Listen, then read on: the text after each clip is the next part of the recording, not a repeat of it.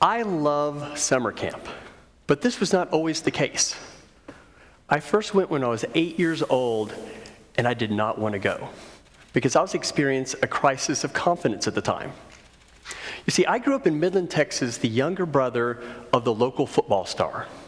And if you've ever spent any time in Midland, Texas, you know there are only two sports that matter: football and spring football. And everyone wanted me to follow in his footsteps. I was a chronic asthmatic who was allergic to Bermuda grass. So it was a miserable failure, and I felt like a failure, and I began to doubt my self-worth. And that's when my parents decided to send me to camp for 5 weeks, and I was absolutely sure I did not have the goods to deliver. I showed up scared, and something remarkable happened in that moment.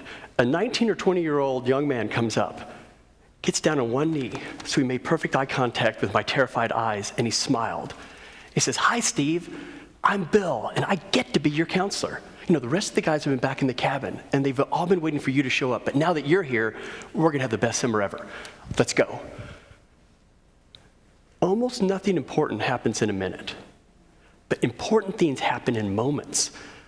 And this was the moment I learned it was spectacular to be Steve. Now, if you've ever spent any time with camp people, you've probably heard a story like that. We love our camp stories, and we're good at telling them. In fact, we like telling them so much that my mom likes to say, you never want to be in an airplane next to someone who just fell in love, just quit smoking, or went to summer camp. But I want to get beyond the anecdotes. I want to suggest to you that camps are more relevant now than they have ever been. And here's my odd hypothesis. And it's counterintuitive. 1, we live in a world defined by technology and the change that it creates. 2, this world requires a set of skills in order to be successful. 3, summer camp, an environment devoid of technology, may indeed be the best place to learn these skills. Okay, that's my odd hypothesis. I'll follow up with an odd analogy. You know, a month ago, Neil Armstrong died. And as I was thinking about this great American, it suddenly occurred to me, we were all becoming like Neil Armstrong. Okay, let me explain. Look at him. He's enveloped in a cocoon of technology that enables him to walk on the moon.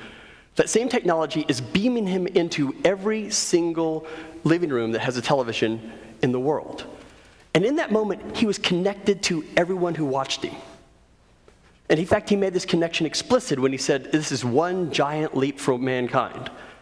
But if on one hand he was connected to all of us, on the other hand, he was more isolated and alone than perhaps any human being has ever been. More and more, we are starting to become enveloped in our own cocoons of technology. Now, this cocoon involves our phones, the internet, television, and through these devices, we become connected to every idea and every human being on the face of the earth. Yet, at the same time that we're hyper-connected, we're probably more isolated and alone and even depressed than we've ever been. And I want to give you a little bit of a feel for what this cocoon is like. If I were to ask you how many hours the average teenager in America spends looking at an electronic screen, a phone, a game system, a television, what might you guess? I'm horrified to tell you it is 53 hours, 11 of which will be spent texting alone. Now, why is this concerning? This is concerning because I believe that a fulfilling life starts with interpersonal face-to-face connections.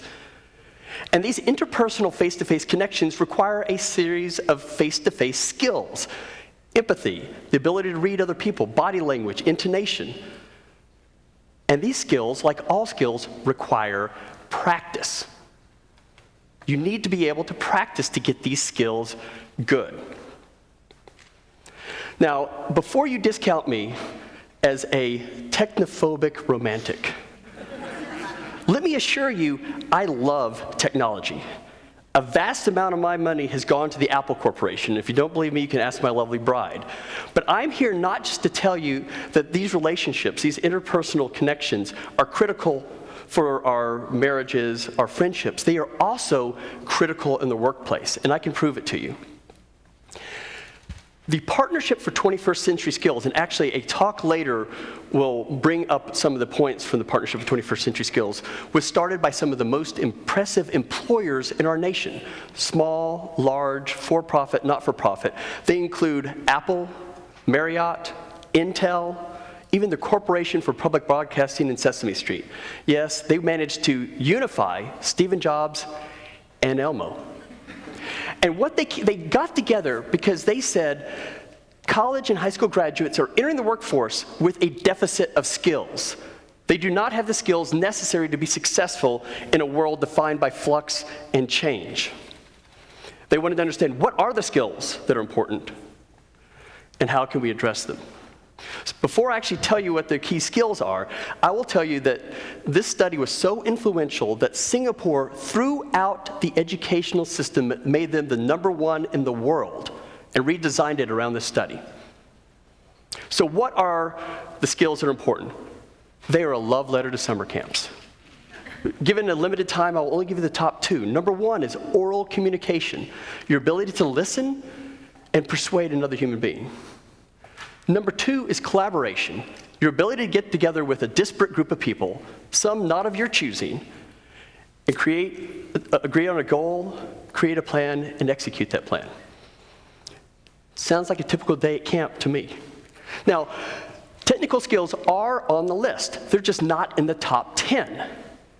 Communication, collaboration, creativity, these are the skills that the partnership says are important, and they believe that if graduates had them in the right abundance, 3.5 million jobs could be filled tomorrow. All right?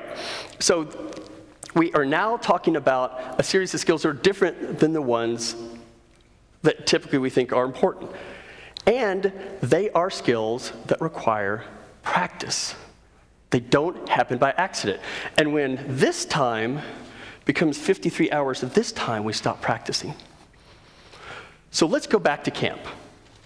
And I want you to visualize Bill, my counselor, and what he was able to communicate in a short period of time. He was able to give an 8-year-old boy love and validation. Let's talk about collaboration. You give me 10 or 12 children, 2 counselors living in a space the size of a living room. We're going to get the chance to do a little bit of collaboration. All right, we're going to learn how to resolve conflict. We're going to learn how to interact with one another and get along. In fact, I would like to make an argument that camp is boot camp for these face-to-face skills. 16 hours a day, this is what we do. We unplug, and we're together with other human beings, nonstop. Now, I want you to contrast that with a story that a former counselor of mine told. He is now working at Indiana University, and he was resolving a conflict between 2 roommates and their deteriorating relationship. Now, they were furious at each other, and they were airing all their grievances on Facebook. Now, I want you to visualize this for a second. These young men were sitting in a room together. I picture it dark, illuminated only by the gray of their screens, typing furiously about each other, and never once turning around and talking. I actually thought this was sad and funny at first until he said, this is actually more the rule than the exception. I can tell you, though, I bet neither one of them were summer campers. I'm not going to get up here and say that camp's the only place that you can learn these critical interpersonal skills. In fact, I will not even say with 100% certainty that it is the best. What I can tell you is 2 things. One is I can think of none that is more immersive and intentional for creating these skills. And it's almost as if the industry has spent 153 years developing the perfect experience for today. Second thing I'll tell you, it is the only place I know of that you can get elementary school kids and teenagers to put down their phones, log off the computer, turn off the game system, and thank you for it. In cramped spaces, probably without air conditioning. Yet they love it. Why? Because this is what genuine connection feels like. This is what real friendship feels like. And as they become good at becoming fully present with another human being, they become better for it, and they become better at it.